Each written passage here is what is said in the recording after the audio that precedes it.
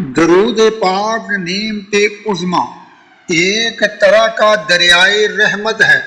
اس درود پاک کو پڑھنے والا بندہ رحمت کے دریا میں غوطہ زن ہو جاتا ہے۔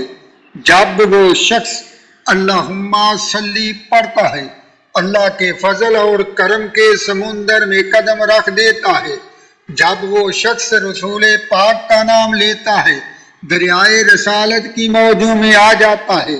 جب وہ بندہ و علی آلہ کہتا ہے، اہل بیت جیسی عنایات ہونے لگتی ہیں۔ جب وہ بندہ علی اصحاب کہتا ہے تو اسے صحابہ جیسی خیر و برکت ملنا شروع ہو جاتی ہے۔ اس درود پاک کے پڑھنے سے گناہ مٹ جاتے ہیں، دل کی تمنائیں پوری ہوتی ہیں، روح کو تر و تازگی ملتی ہے۔ ہر شخص کو چاہیے کہ درود پاک نعمت عظما کو ہر نماز کے بعد کم از کم ایک مرتبہ ضرور پڑھے۔ اللہم صلی علی سیدنا محمد وعلی آل سیدنا محمد وعلی اصحاب سیدنا محمد وبارک وسلم۔